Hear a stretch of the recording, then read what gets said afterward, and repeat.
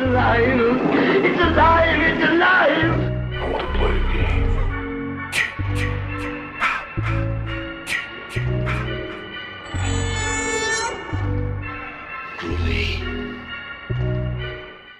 Hello and welcome to the Sounds from the Grave podcast. My name is Yussef. And my name is Vania. And God doesn't make babies. I do. That's a little creepy, Yussef. I know. Off to a terrific start. Yeah. Not even 10 seconds in, we're already up to some creepy shit. Yeah, so you guys already know that we're doing the Hulu Horrifics little thing, and now this is our last episode when it comes to that, at least a part of our newsletter thing. But we will be starting up another one in March.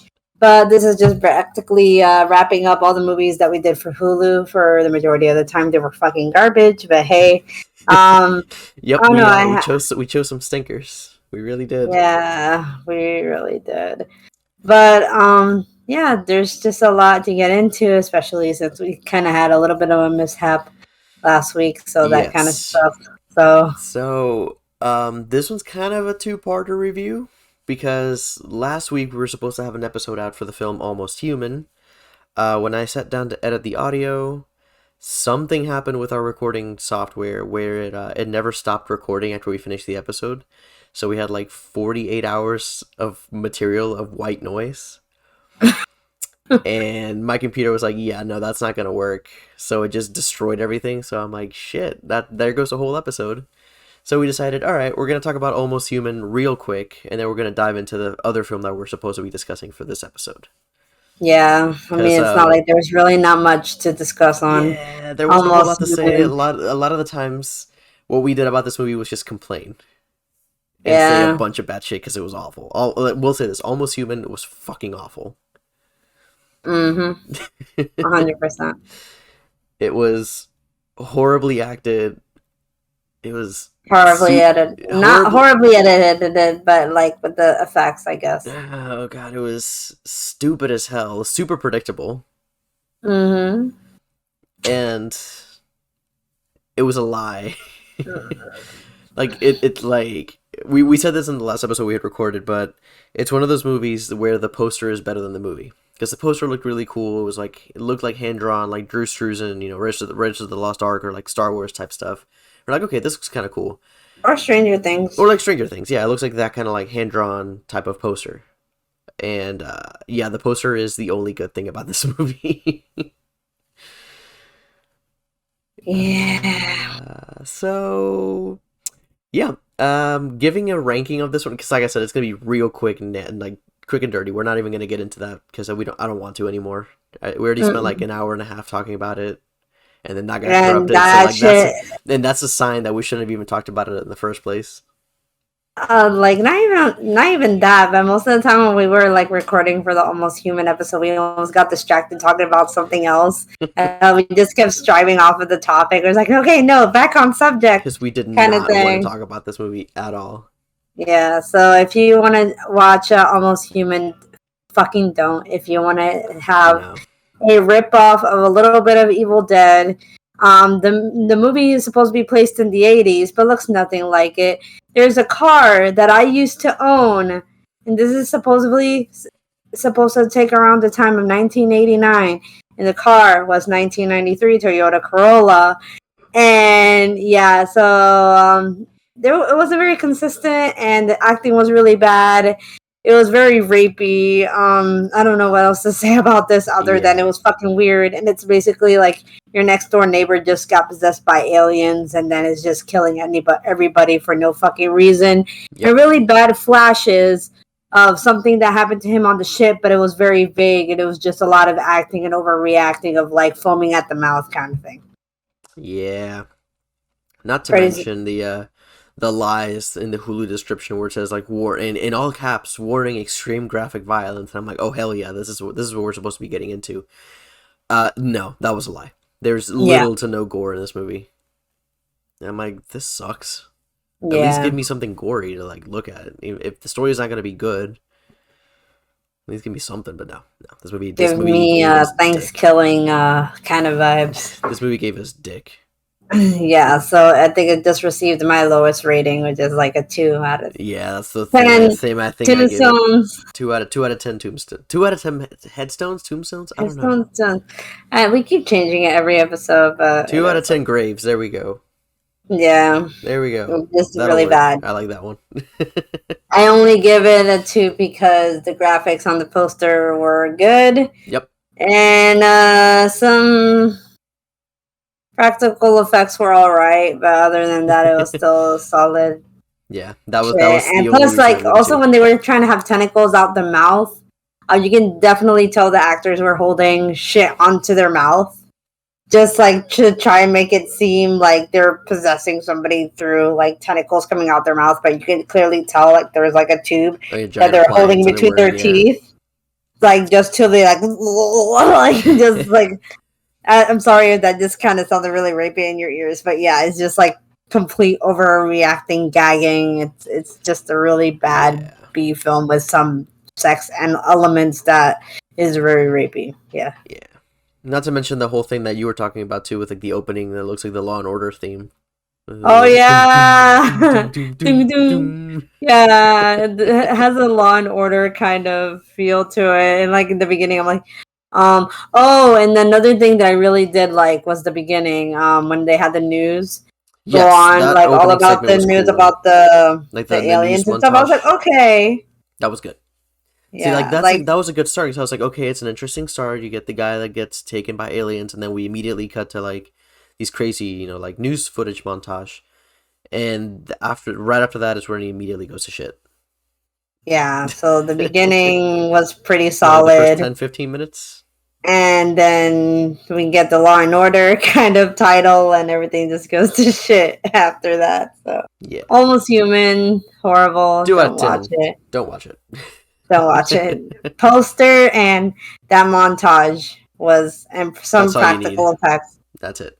That's all it is. Yeah. The story made no sense. Yep. So anyway, that's it for this podcast episode. Yeah. Off to the next one with our next little feature for the Hulu Horrifics. We're just cranking this thing out. Yeah. Yeah, so the next movie we chose is something that's a little bit newer. I think it came out last year, 2021.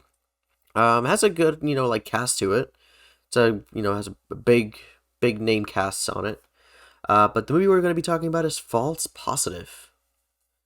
Yeah, so a little bit of a synopsis of that movie is basically a woman who wants to get pregnant with her husband, and they're a couple, but they have infertility problems. So if you guys are sensitive to that topic, disclaimer, click out of it, because it can get a little sad. This movie was a little sad to me, but at the same time, I know that there's people that are sensitive to this topic. So if that's something that you cannot handle on this podcast, please click away. But yeah, other than that, or just stop. Just the Almost Human was as bad enough as it get. Like that's like your horror comedy at that point. But False Positive just deals with a very serious thing. But other than that, they're having infertility problems. They want to have a baby, so they go to a doctor to get like I guess artificially like inseminated with like a little needle. But instead of having like sex, like the old fashioned way, how it'd be. It's just with the needle, and then she wants to have kids. She ends up getting pregnant, but she actually ends up pregnant with 3 people. But not 3 people. Wow, 3 babies. 3 adult humans. Yeah. It's like, what's up? We're inside of you. Like those memes where like the belly of a woman is so huge that then people like cut to like this big ass mansion that the baby has inside the mom's womb. That shit kills me. I was like, no, stop. Yeah. But so she's pregnant with 3 kids, but she has to reduce either the twins or the girl. She wants to have the girl for personal reasons, that kind of thing. And then everything goes to shit with her husband and the doctor that she's been seeing, and everything just goes very crazy very quickly. Yeah, I would say this movie is definitely something like Rosemary's Baby, but instead of like the demonic aspect, it's like a scientific aspect to it.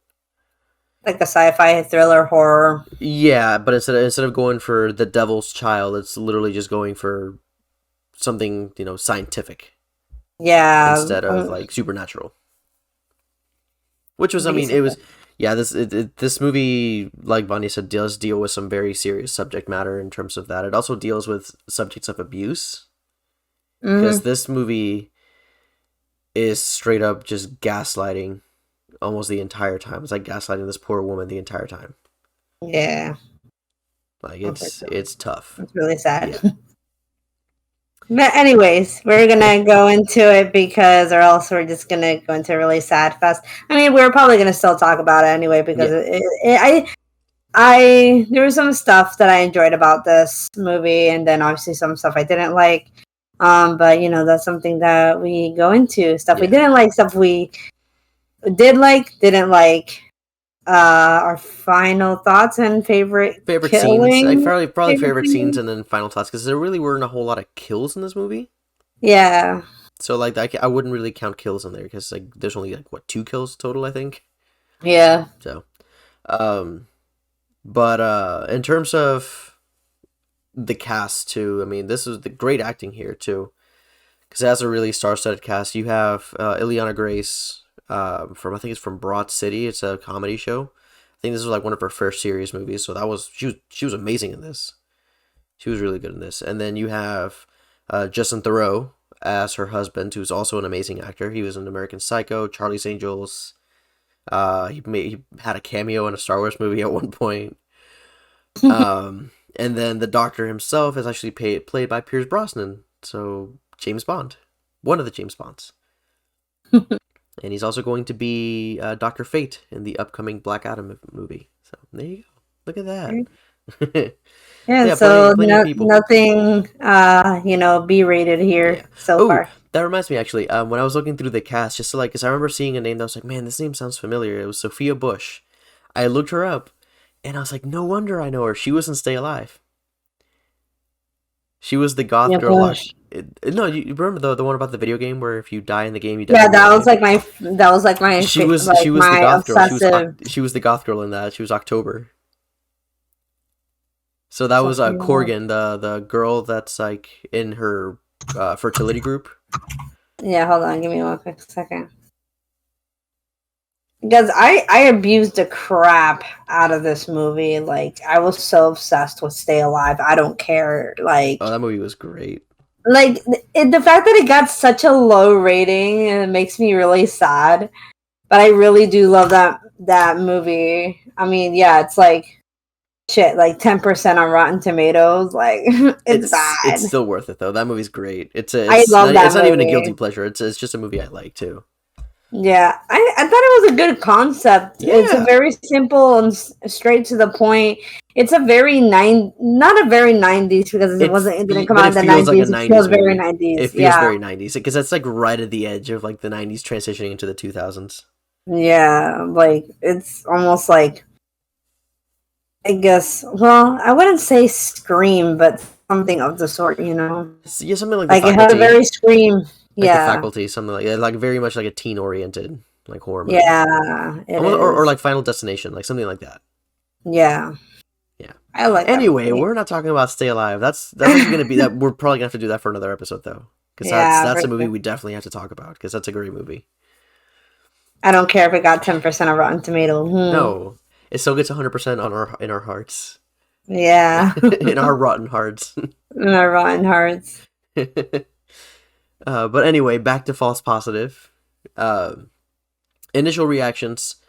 I liked it. I was confused at some points, but for good. But like I agree. not because I couldn't tell what they were doing. It's just because like the visuals were so weird and they kind of just like I was trying to figure out what they were, but not in a bad way. As to like frustrating. It was like, okay, what does this mean? Yeah. For me, I enjoyed it because I felt like it at some points. Well, let me not mention that. Not at least not yet. Like with I'm trying to go with my legs. basically, it's like I did enjoy it. It's just the fact that it was a very, I guess, straight to the point when it comes to like the beginning conflict of what's happening and everything else. Like in the middle, it kind of gets a little messy and you're a little lost. And you're like, it's like they're trying to figure out where to go with this concept kind of thing. But I mean, it kind of worked out. Yeah, but it was kind of like we have a beginning, we have an end, but like, what do we do for the middle? Like that's what it felt like. Like that second act is a little slow, and you're like trying to figure out where they're going. Yeah. So you're like, I did like the symbolism of a lot of the shots, and I also did like for it being such a, I don't know, like such a really grittier like subject. It just told like a lot, especially with its visuals. Like you could tell like how like where her mentality was throughout this entire process. So it was very like I almost like felt her pain. I was like, damn, I don't even like kids like that, but like this kind of hurt it did, but you know, I don't even like kids like that. Yeah. Yeah, oh, excuse me. Yeah, and in terms of the things I enjoyed as well were the overall look of this movie, especially when they would go to the doctor's office, because it was all very like clean and almost like futuristic, and like everything was just white, stupid clean. That's and like that immediately like freaks me out, because I'm like that's unnatural. Nothing is supposed to be that clean, especially with all the weird shit that they've been doing. It was like, yeah, that's a little weird. There was cinematography was also really nice too. There was some really beautiful looking shots. There's a specific shot at the end. Actually, not only that, like the shot right at the beginning of the movie already grabs you, because the movie starts literally with our main character just walking down the street in a white shirt, but blood all over her shirt and face, and carrying a bag. You're like, what the fuck is this? Like, how do you start a movie like this? Then it's trying to have us, you know, want to keep watching to see what exactly happened. But and then, I do agree on the beautiful shots though, especially like the disorienting shots when she's walking, and then like the camera goes from one. It was such a weird shot, but I liked it that she was on one corner of the camera upside down, and then when they like tilted over, it was still like sideways, but she kept like walking off. Yeah, like you could tell like she was about to do some twisted shit. Yeah, they did I was like, damn. It was like a backwards Dutch angle or something like that. It was weird. Yeah, it was different too. That's why it was unique, because I didn't really see shots like that often. Yeah, but I like that. There's another shot that I really liked. It was only for like a split second too. But spoiler alert, it is in the final scene in the fight between the doctor and our main protagonist, Lucy, where she's hitting him with this mirror. And I love that they use like the point of view of the mirror, so you see both Pierce Brosnan faces kind of coming together when they hit. Yeah. And it's like, ooh, that's perfection. That is perfection. Yeah. I was really expecting like for us to see like the actual impact of the mirror. I thought so too, but then I was kind of glad that they just cut away the last second, because I was like, oh, I missed it. Yeah, I was like, damn. Like I was trying to look at the damage afterwards, but you know.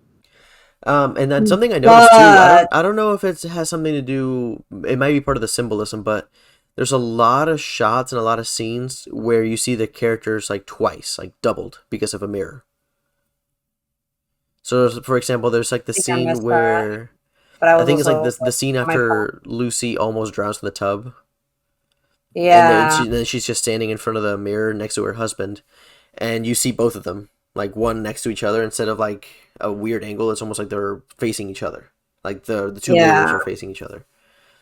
So they did it with that, and they did it in the scene where she's at the baby shower, and she looks at the medicine cabinet. It's like a split medicine cabinet with the two mirrors, and you can just all you see is her eyes in the mirror, and then she just opens one. Yeah. So like stuff like that is really inventive, because even when she opens that, behind the actual like medicine bottles, you see her another mirror back there again. So like you always have eyes on her.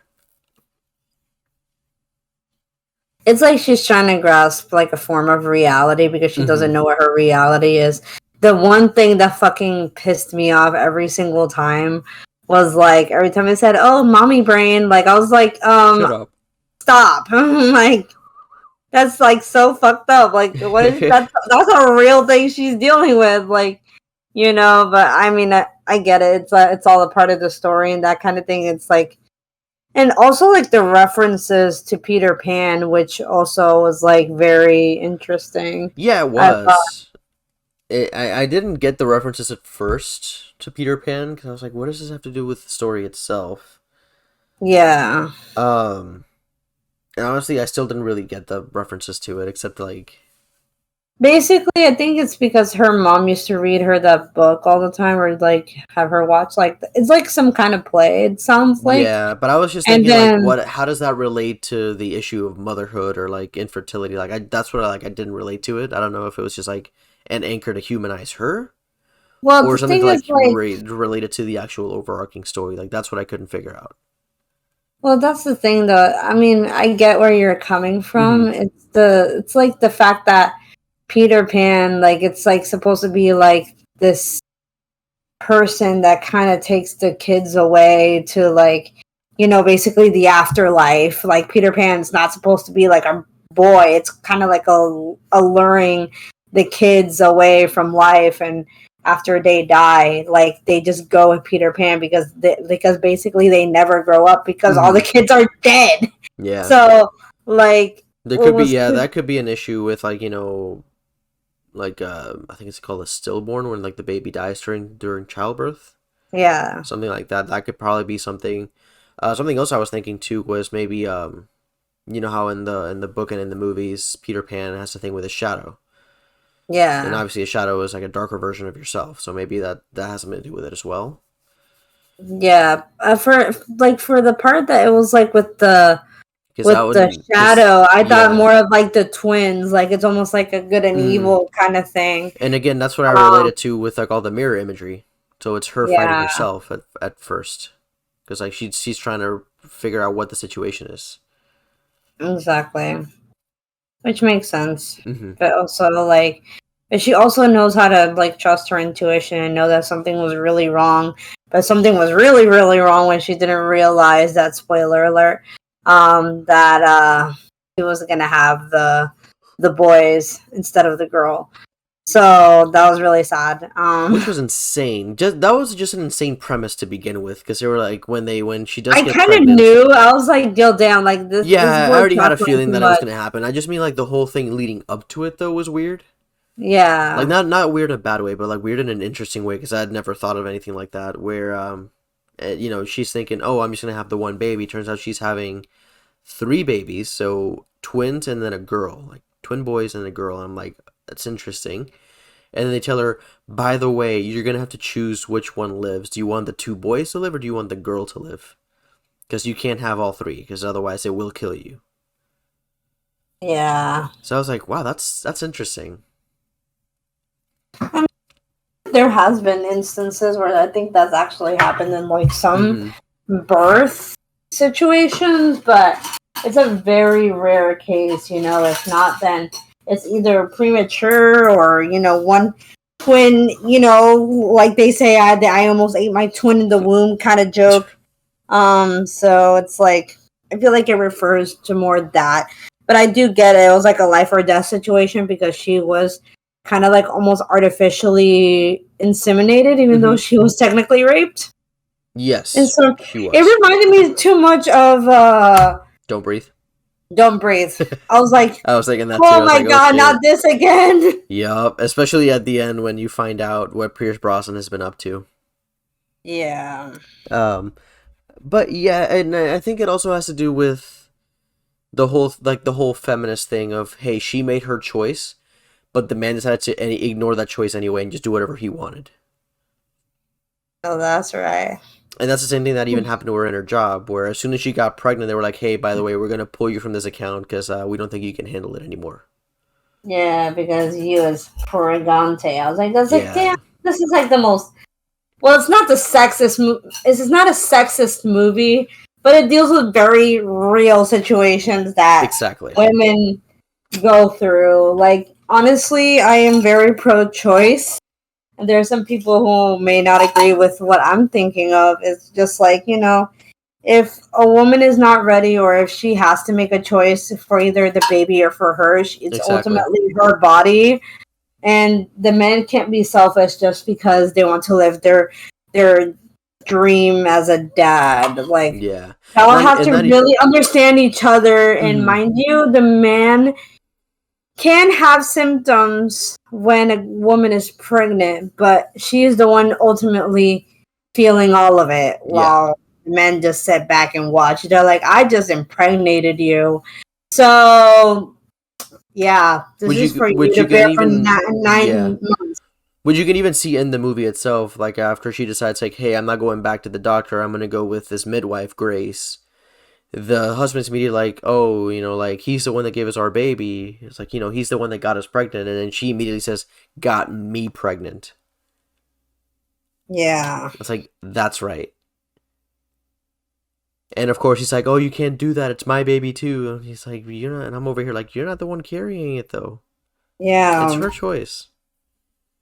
Like, the things that I've heard about pregnancy, I'm sorry if I'm going into a really deep subject and rabbit hole, is just like, like women deal with real postpartum depression and they go through hallucinations, and sometimes not everybody. So it's kind of like it's ultimately the woman's decision. But but what men, I think that movie is like a perfect example of like what it's almost like a metaphor, but not really, because it says it pretty straightforward, but in a very scientific thriller way. Yeah. So, and also women dealing with infertility, which fucking sucks. Oh. Yeah, it's a tough subject matter in this movie. I think it tackles it and explains it in an interesting way, and like in a way that isn't too preachy or like heavy-handed. Yeah, it's not very in your face about it for sure. Like obviously, it's it doesn't feel like that. Obviously, it's the main point of the film, but it isn't pushing in your face like, hey, infertility all the time, or women's rights or pro-choice. Like it does in a pretty organic way.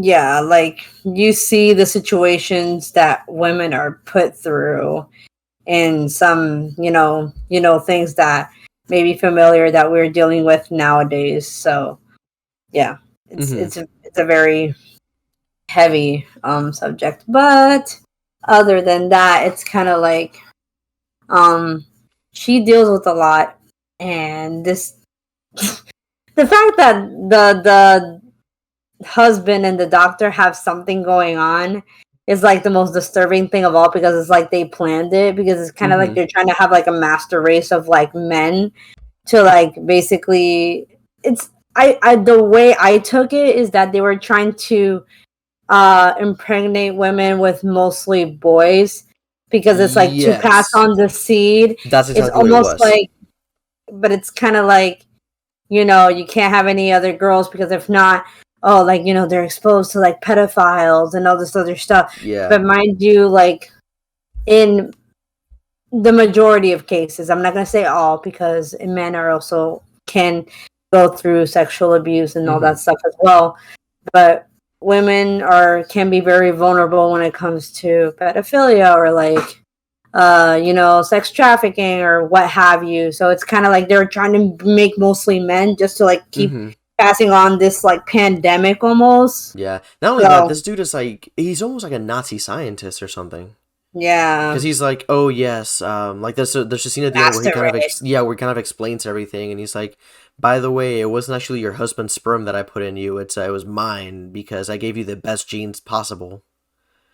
And I'm like, dude, you are not the master race. You are nothing close to that. You're just an old man. And then he proceeds to show her this fridge that is just filled with test tubes of his own sperm. And I'm like, dude, you have gotten busy. You have no life, do you? Like, this is all you just every night. I wonder what his office hours are. He just rubs it out like 5 or 6 times a day, and he's like, all right, that's enough for the week. That's why he's got like a whole arsenal of sperm in there. disgusting. Wouldn't sperm die in any kind of condition possible, Not whether if it's it's frozen. too cold or too warm? Not as too frozen. If they froze it, that's what they do at fertility clinics. They freeze it.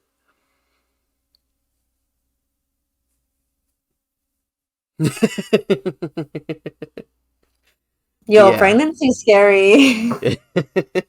Yeah, this movie, like I said, this is one of the things I like about horror is when they go for realistic things in horror, like when they take obviously the outlandish horror aspects, but they still use realistic things to make that happen. So in this case, the fear of pregnancy, the fear of infertility, the fear of starting a family.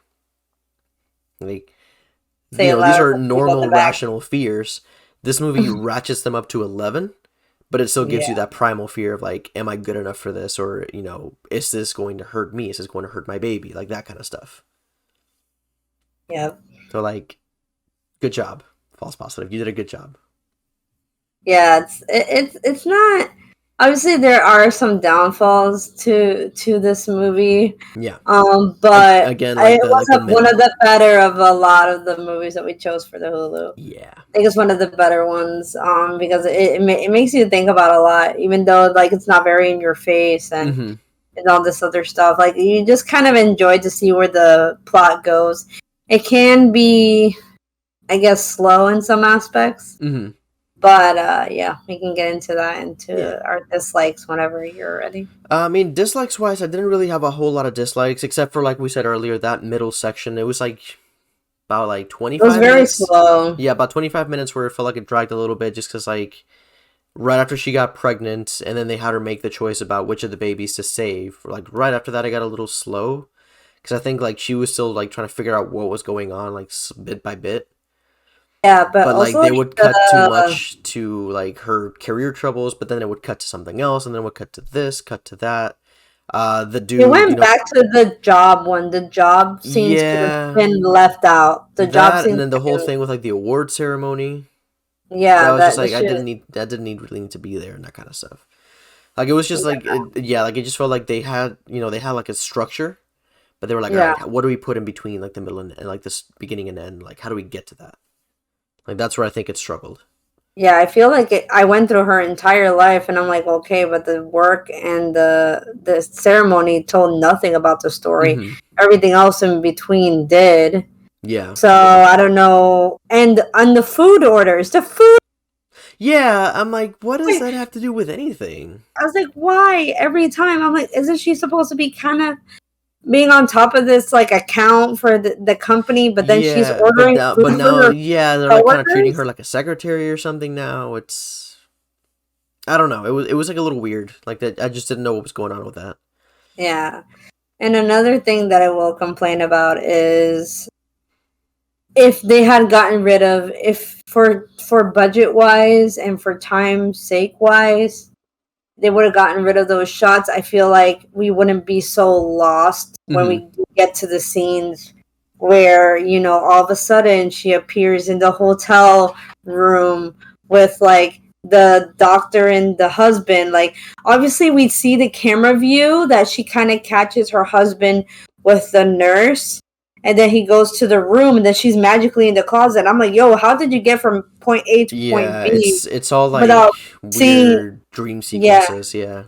And then another part that was super confusing. I know that this is like kind of up to like symbolism, metaphor, kind of to make it trippy, was that we see the kids that she obviously was thinking about throwing out the window, but obviously we see them fly away. I'm thinking she did.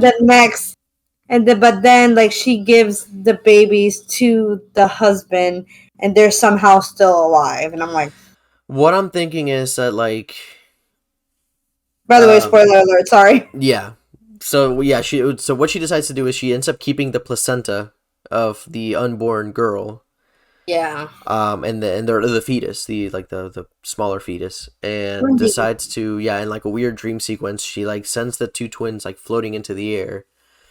What I'm thinking is like that's not her necessarily killing them, but like letting them go because that's not what she wanted. That's not her responsibility anymore. That's going to be his responsibility now. So that's why she's like, float away because I don't need this in my life.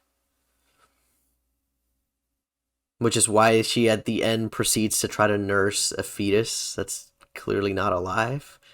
Yeah. And that was weird as hell.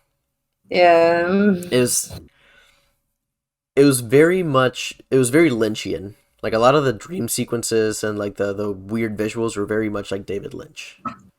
Oh yeah, for sure. Like that last part, I was like, yeah. Me at work. Okay. Well. Yeah. But yeah, it's just yeah, the things in between, like where she gets to those places, just seem very fast paced because it seemed like they were running out of time. You're like, oh shit! But we need to like. After she gave birth to the boys, that's when you really see shit speed up, like really bad. Like that's why I was just like, "Yo, slow down!" Like I'm trying to process everything. Like, how did she get there? How did she get there? Like, why does all of a sudden these boys are floating away? Then next thing you know, they're alive, and then it's like okay, like this was a little too much. That's why at the end I was like, "What the fuck did I just watch?" But it was kind of like Midsummer when I first watched that movie. I was like, "What the fuck did I just watch?" No, honestly, I felt the most confusing movie I've seen where I was just like, "What the fuck just happened?" Is Mother. Because I saw Mother for the first time like a month or two ago, and I was like, "What the fuck is this movie? I have no idea what's going on. This is really it's like really like freaking me out because like I am all for trippy visuals and in the terms of symbolism and like using that as a storytelling device, but when the mission is muddled behind like 13 different things at once, I'm like, what the fuck does this mean? So like it's you have to do it in layers. Like it's something that has to be done in layers. Yeah, I haven't watched that movie in years, so I wouldn't be able to tell you. Like that shit was trippy as fuck. But yeah, in terms of dislikes, there wasn't anything I really didn't like hate or anything. It was just like that little middle part that for me that's just kind of dragged on a little too much. Yeah, I feel like if they would have first presented her with the job. And then after that, when they find out that she's pregnant, that they want to step her down because it might affect her emotionally, then I feel like that would have been okay. But everything in between, like the meeting and all that stuff, I feel like that needed to be there, And so it's after that, it's like, okay. Like, yeah. But anyway. But yeah, that's really kind of our likes and dislikes there. So before we move on, I think it's time to take a break here. Move on to our grave robbing facts. Alrighty.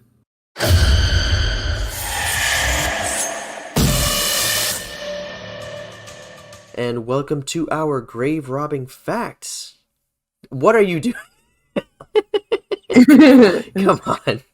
That's gonna stay on there. That's gonna stay on there now. Especially if you guys are watching this on YouTube, you're gonna see the ridiculous face she just made. Especially after I counted us down. Yeah, I just make stupid faces when we're about to start. Anyway, welcome to our grave robbing facts. We're gonna give you some background stuff on the movie we were discussing today. So, grave robbing facts is basically when we talk about the things that go behind the scenes on the movies, the television series, haunt, or event that we are covering for the episode. So we are covering the grave robbing facts for False Positive, which is on Hulu, which is the episode is currently on. If not, then I don't know. Somebody made an editing error. Who knows? But unfortunately, there isn't 10. There is 6 grave robbing facts, but it's still interesting, especially for all the trippy effects and everything else that actually went into this film. So we actually have 5, not 6. 1, 2, 3, 4. Yeah, I got 5. Because for some reason, like this, when I was looking through them, there was only 6, but like the 6th one just repeated something that was already in another one. So I was like, "What's the point?" Yeah. But anyway, do you want to start or should I start? I'll start. Okay. So our first grave robbing fact is that Justin Theroux. Yes, Justin Theroux's character named Adrian shares the same name as the baby fathered in Satan, in the 1967 horror novel Rosemary's Baby and its 1968 movie adaptation. So that's a nice little callback, especially because this movie is very much like Rosemary's Baby, so it's a nice little callback to the original. yeah. I like that. Anyway, the next grave robbing fact that we have here for you. In each Hold on. The next grave robbing fact is that I've never seen Rosemary's Baby. Anyway, let's go. Whoa. We're done. No, I'm kidding. Anyway, in each scene that they share, Adrian and John, the doctor, played by Pierce Brosnan, have exactly the same hairstyle and beard. This foreshadows the revelation that John has been cloning himself for years. And obviously they don't mean like physically cloning himself, but like passing his genes on to other people for years. So it is essentially Adrian could possibly be his son. Yeah. When you just said that, I was like, "Oh no, that scene! That scene!" Because there's a lot of weird stuff in there too with that. Because they have almost the exact same hairstyle, the same beard style, same like vocal style too. Like you'll notice a lot of that too. I didn't like the fact. Now that you point that out, now that makes me uncomfortable. Anyways, our third grave-robbing fact is that John, which is played by Pierce Brosnan. Pierce Brosnan. I'm awful with names. Is momentarily disarmed when Lucy refers to her baby as Wendy, because this is when he knows that he's having boys than a girl. Piece of shit.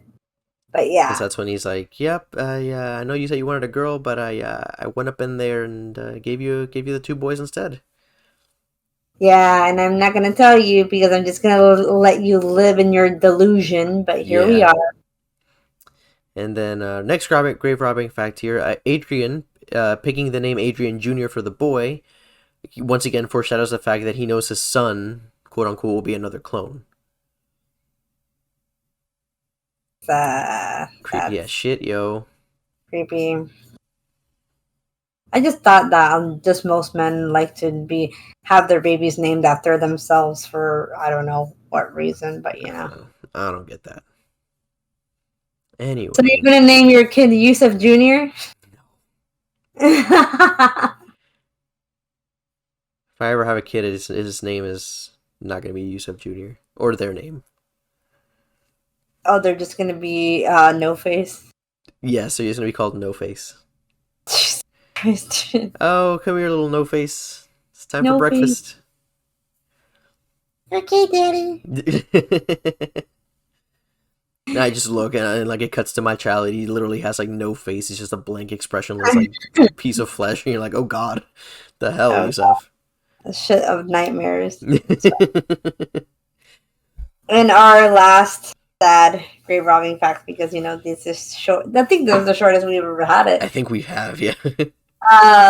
In every scene where seemingly good news is delivered to Adrian and Lucy, Adrian always hugs John before turning to his wife, an indication that he is celebrating the next successful step in Adrian and John's plans rather than celebrating his child with Lucy, which he would do if he genuinely loved her. Yeah. It's something I noticed too, because like almost every single time they saw each other, they would hug, and there was a point where even like Lucy just stares at him like, "Stop fucking hugging so much." Yeah, I was like, Stop it. Y'all deprived in some shape or form, but here we are. Yeah, and again, that's something I noticed too, where I'm like, okay, there's definitely something going on between those two. Like that's why they're so buddy. Yeah.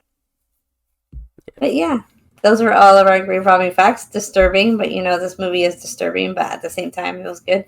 But yeah, those were our grave robbing facts. Yeah, kept it short this time. So we will bring you back to our regularly scheduled programming.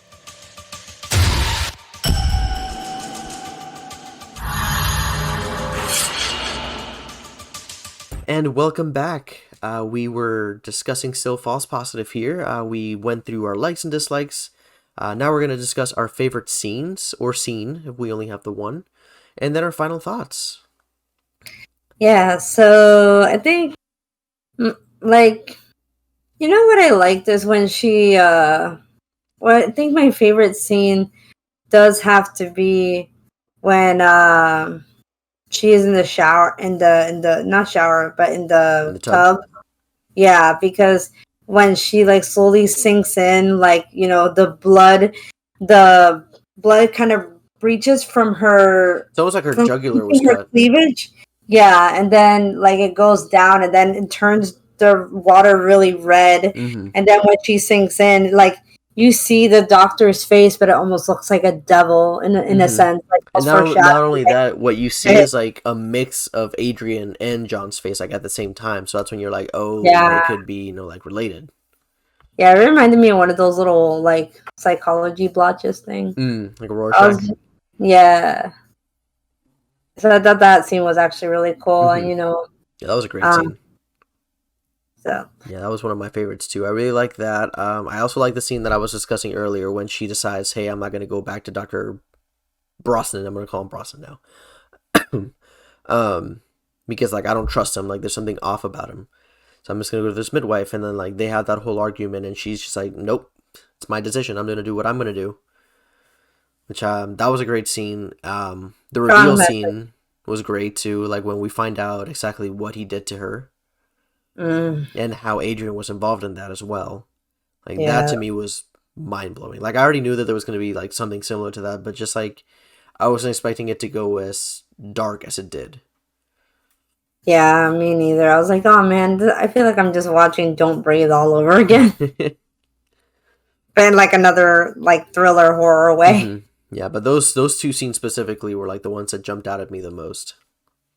And obviously, Yeah, like the final scene was like really weird too, with like the floating babies, and then like at the end when she's trying to feed the fetus, and then for some reason she like imagines that it moves, yeah, and then which she is like has like a weird. little bit of joy.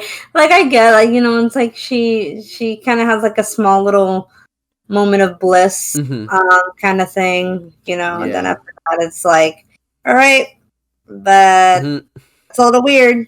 Please stop it. Yeah.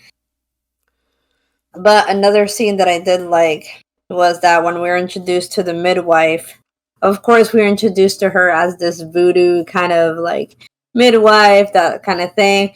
But it's just a montage that, you know, there's like actual, like, I don't know, like situations where like pregnant women go through, like hmm from miscarriages to like, you know, babies with deformities and that kind of thing. I was like, damn, like that shit's like a really strong like thing, you know, like if it's like some like the midwife kind of knew something was going on and she was showing examples of what could happen, hmm that kind of thing, because you know, like it's ultimately that doctor's decision on how the baby comes out and how it lives and that kind of thing. So that's why we kind of saw like a really twisted image when we see Wendy be born, but not really, because Wendy is dead and she's like a dead tiny baby placenta hmm kind of thing, you know. And it's like really like foreshadows like a lot of the miscarriages and really sad things that, you know, Yeah, that that could she follow a was. pregnancy. Yeah, Yeah. it was a false positive of a girl.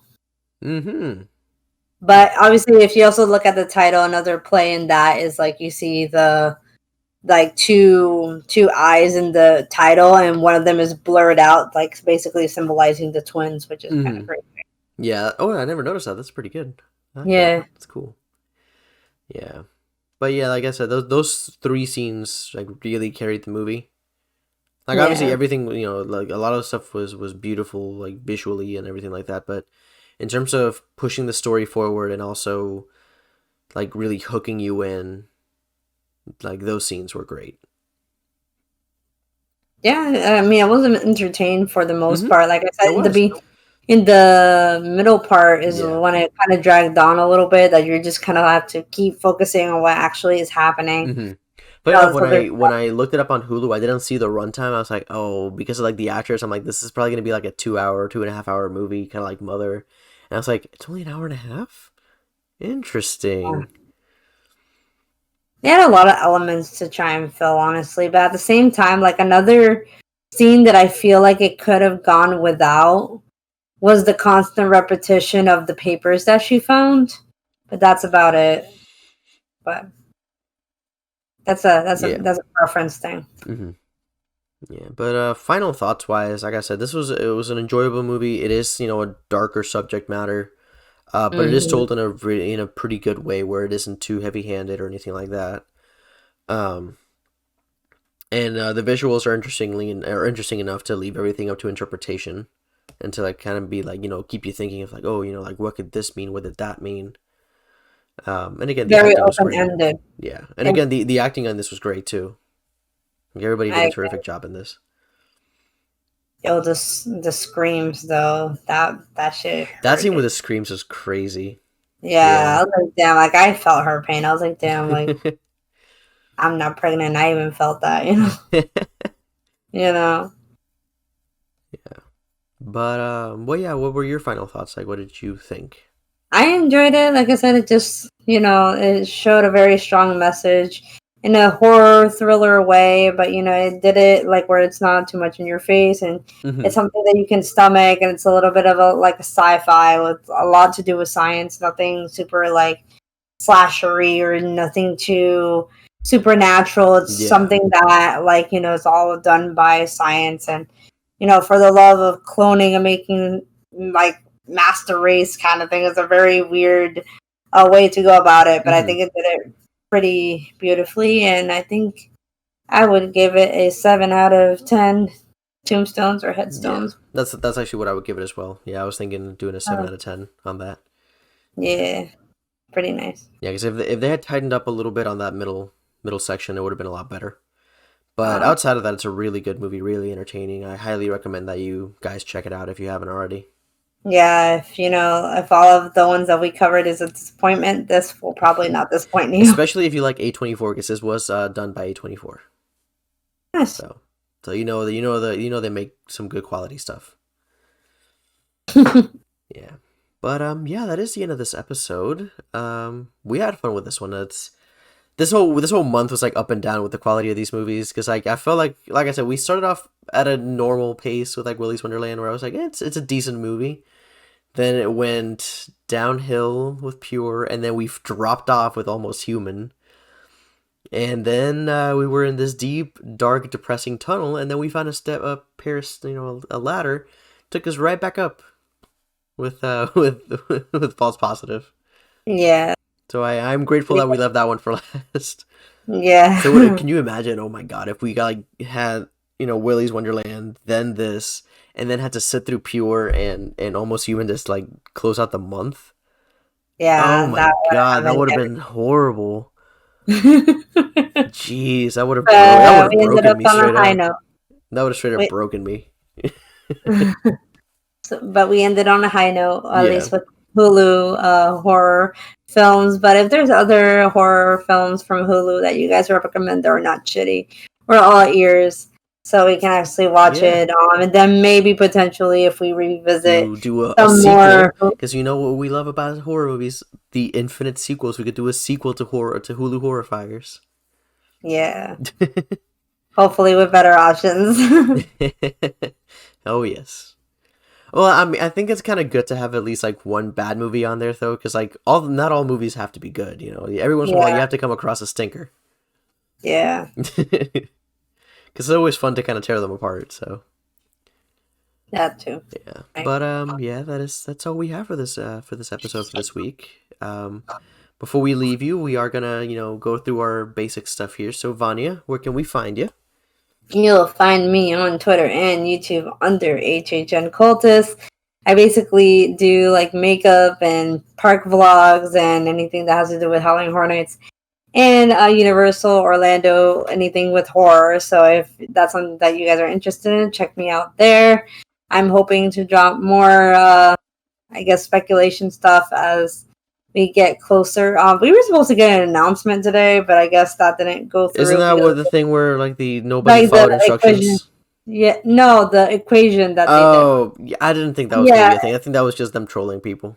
Yeah, because it's just like, it was like are we really gonna get an like 72 like as in hours, like yeah, and not only that, we're gonna get an announcement in February. Like that's way too early. We never get announcements that early.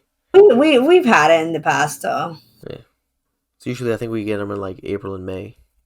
Yeah, but since it's not an actual like anniversary or they'll probably, I think this entire year for the 30s, I guess it's gonna be very much like The Walking Dead. But I could be wrong. we'll see what happens. It'd be cool if they actually, you know, got a new icon this year. Mm-hmm. Cool. Yeah, you have a brand new icon. That'd be nice. It'd be cool. Yeah. Cool concept. Yeah, but then for my stuff, you can find me on my personals at Instagram is Yussef1220 and my Twitter is at itbeyusef. And then for our lovely podcast, you can find us on Facebook, Instagram, Twitter, YouTube, and that's like our social wise. And then for the podcast itself, you can find us on Anchor, Spotify, Apple Podcasts, pretty much anywhere else you can listen to podcasts. And yeah, that's really all we got. Again, if you guys ever want to talk to us about anything, or if you want to be a guest on the podcast, let us know. We'll be more than happy to have you on there. Yeah, so keep a lookout since we are starting a new month next week. Yeah. We're starting a new month, so new topics is on their way since we're done with Hulu. So if there's something on the newsletter that you are interested in talking about, you can hop on here and join us. Like, hey, I want to be on there. Like, hey, let's figure something out. We'll get you on there. Yeah, so we enjoy talking to a third person. Yeah, for sure. It's always every time we've had a guest, it's been a fun time. Yes. Yeah. Well, all right, guys. Well, I hope you enjoyed the episode. Thanks so much for listening, and we will catch you next week. Stay spooky. See you next week. Stay spooky.